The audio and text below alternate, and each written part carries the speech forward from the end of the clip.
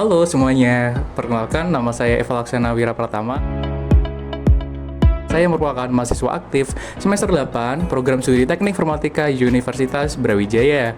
Saya merupakan mahasiswa yang sangat mendalami terkait dengan software development dan juga infrastruktur komputasi. Dan pada saat semester awal saya belajar terkait dengan software development seperti Android, website, lalu AI dan juga ML development. Dan pada saat itu saya merasa seperti kurang puas gitu terkait dengan apa yang saya pelajari terkait dengan software development, dikarenakan saya hanya mengetahui bagaimana cara mengembangkan softwarenya tanpa mengetahui cara kerja bagaimana software tersebut berjalan di atas infrastruktur komputasi dan bagaimana cara deployment yang baiknya. Dan pada saat semester 5 saya memutuskan untuk mengambil keminatan pada kampus saya, yaitu infrastruktur komputasi, dan saya mengambil beberapa mata kuliah terkait dengan administrasi sistem server, lalu jaringan komputer, lalu operating system berbasis Linux dan lain-lainnya. Dan setelah itu pada semester 6-nya saya memutuskan kembali untuk mengambil Bangkit Academy pada tahun 2024 dengan Learning Path Cloud Computing. Dan di sana saya belajar terkait dengan cloud computing menggunakan GCP dan juga backend development. Dan perpaduan antara dua skill tadi sangat cocok saya rasa jika saya mengambil karir terkait dengan DevOps. Dan alhamdulillah saya pada saat semester 7 diberikan kesempatan untuk magang di salah satu kementerian, yaitu Kementerian Pendidikan Tinggi Sains dan Teknologi, terkait dengan DevOps Engineer. Dan di sana saya belajar banyak terkait dengan DevOps.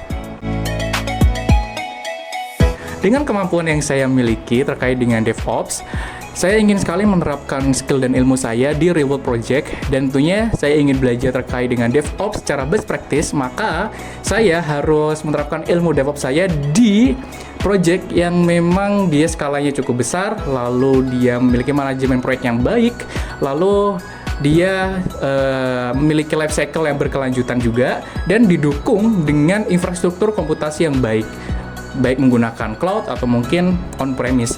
Dan menurut saya untuk mendapatkan kesempatan proyek seperti itu, saya hanya bisa mendapatkannya di lembaga atau mungkin perusahaan yang udah memiliki skala yang cukup besar, contohnya seperti PT Telkom Indonesia. Dan oleh sebab itu saya tidak ingin menyia-nyiakan kesempatan ini.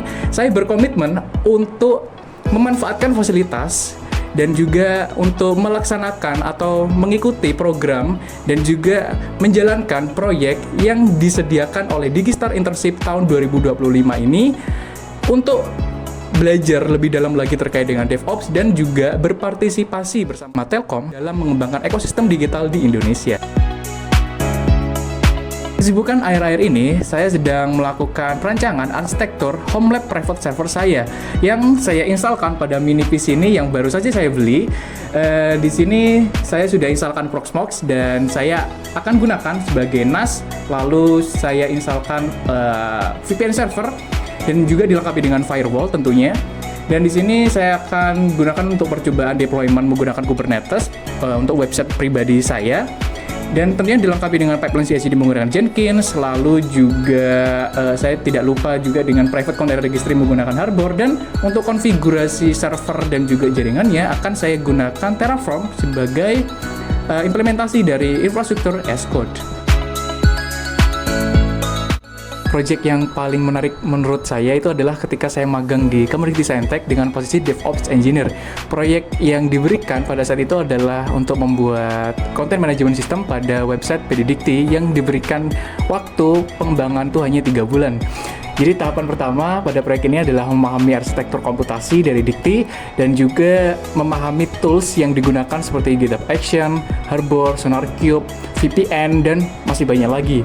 Pada proses development, sebagian besar tugas saya itu adalah melakukan konfigurasi Docker dan juga GitHub Workflow sebagai otomatisasi pipeline CI/CD untuk deployment ke staging maupun ke production pada 2 repository, yaitu front end dan juga back end. Kendala yang saya alami pada saat itu adalah ketika mendekati deadline untuk deployment ke production. Jadi permasalahan ini disebabkan karena perbedaan konfigurasi URL antara staging dan juga production. Karena saya tidak memiliki akses ke production server, jadi kita tidak bisa melakukan debugging ke production server. Jadi saya inisiatif untuk melakukan host proyek tersebut menggunakan domain pribadi saya, lalu saya coba replikasi konfigurasi URL-nya persis dengan apa yang di production dan mencoba untuk menemukan masalahnya. Dan pada akhirnya saya dapat menemukan masalah tersebut dan memperbaiki masalah tersebut sehingga production dapat terselesaikan dengan tepat waktu. Jadi perasaan saya tentunya bangga karena saya itu berhasil mengemban tanggung jawab saya sebagai seorang DevOps Engineer, dan juga saya itu dapat berkontribusi pada sistem pendidikan tinggi yang ada di Indonesia. Oke, saya cukup menguasai beberapa tools yang diperlukan untuk praktis DevOps. Contohnya seperti yang pertama itu adalah Docker. Saya beri skala 9 karena memang saya sudah sering menggunakannya. Yang selanjutnya adalah Linux, saya beri skala 9 juga karena memang Arch Linux itu adalah OS daily driver saya. Dan yang ketiga adalah Jenkins, saya beri skala 8 karena memang cukup mirip dengan GitHub Workflow dan juga saya pernah menggunakannya. Kubernetes saya beri skala 7 karena saya sering sekali menggunakan Minikube untuk simulasi. Dan untuk cloud computing saya beri skala 9 karena saya cukup familiar dan sangat familiar bahkan pada GCP ataupun AWS. OpenShift saya beri skala 7 karena saya pernah hands on dengan menggunakan Red Hat OpenShift Developer Sandbox. Yang terakhir adalah Terraform, saya beri skala 7 karena saya pernah mempelajarinya untuk memanage resource pada GCP. Baik, terima kasih sudah menonton video ini. Jangan ragu untuk menghubungi saya jika ingin ada diskusi lebih lanjut dengan saya. Sampai jumpa, dadah.